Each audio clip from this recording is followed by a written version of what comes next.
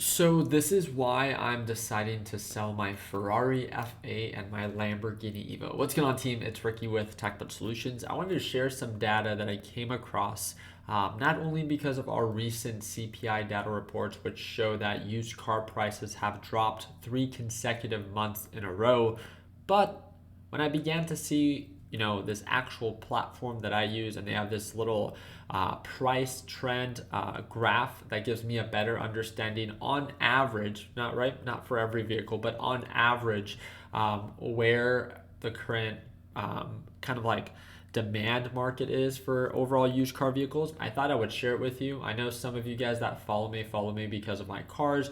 Maybe it's something that inspires you. One of the things that you should know about myself is I love supercars, but I hate losing money. One of the things I've always tried to do is, focus on getting a good deal. I never know what my next car is. I don't know if it's going to be a supercar or a normal car. I don't care as long as it's a good deal. With that being said, I'm deciding to post two of my cars for sale because of what I'm beginning to see in current markets. And I'm just going to go ahead and share it with you guys. So just so you can see right on over here, this is something that you guys all have access to. I think that the more that you know, the more informed decision you can make.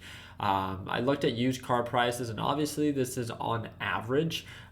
You can obviously adjust this depending on where it is that you are and maybe what timeline it is that you're looking at. But I know a lot of people, right? One of the things that we've always talked about, even during our live trading sessions, it's like, cars are something we almost all have in common. And although not everyone buys a car with the intention to resell it for a profit, this car market's insane. You probably, I don't even know if, you've taken time to even look. Hopefully this video can kind of like spark your interest in at least informing yourself. But have you seen, if you bought your car more than 2 years ago, you're probably up, or your car is worth more than what you paid. And this is something that a lot of people are not aware of.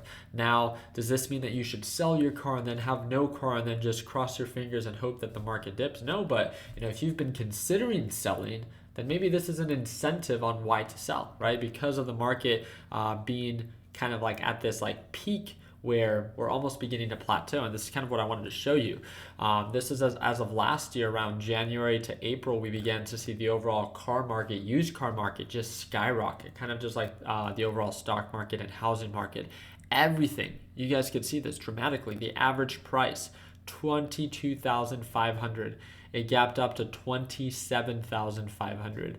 And then right now we're sitting at 30,000. Think about that. If you actually think about percentage growth from average of, what is that, 22,000 to now average of around 30,000, that's absolutely insane. Like I have not experienced this in my lifetime where the market gaps up this much, at least in a short period of time, right? We're talking about 30 to 40% gains based off of the average price point. Now, I focus mainly on supercars.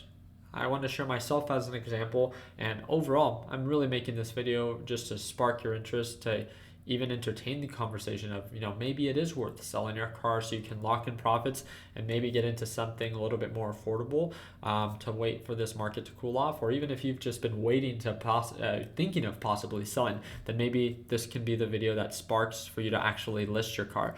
But I bought my Ferrari F8 for $375,000, and trust me, it sounds insane. It is expensive. First off, the MSRP is like $335,000. A thing that a lot of people do not understand is like, Ricky, why would you ever pay above MSRP? A car loses its value right away after you drive it off the lot. And traditionally, although I agree with that, it's not always the case with supercars, especially not now. It's very hard to find a supercar, yet alone a very limited type of Ferrari like the Ferrari F8 at MSRP. I mean, I can guarantee you, I can promise you that you will not find one at MSRP. It's impossible, right? At least not in the used car market. All of them are going way above. Now, when I'm talking about way above, I'm talking about, almost $100,000 above MSRP. I'm not joking. I wanted to show you, right? So if you go to the actual used car market, and this is just around my specific area, we have everything from 489,000, 389 to the lowest. If they have accidents or something like that, 528,410, 575. I mean, this is insane. All these cars have an MSRP of, around the high threes or the low threes, yet they're selling for about $500,000 or more than that. I think that I don't know if you guys have seen my spec. I have an 850 horsepower Ferrari FA I got for under 400,000, 375, and I think now would be a smart time to consider selling, right? Same thing with my Lamborghini Evo. I've enjoyed these cars, and I think this is the thing that I love about these videos is like, I can post pictures of my cars and I can be like, look what I have, flex, flex, flex. But I love making these videos because I love reminding my viewers that just because you do well in life doesn't mean that you have to blow it, right? By focusing on a good deal, I was able to, buy a dream car, sure, right? Very nice car, a Ferrari.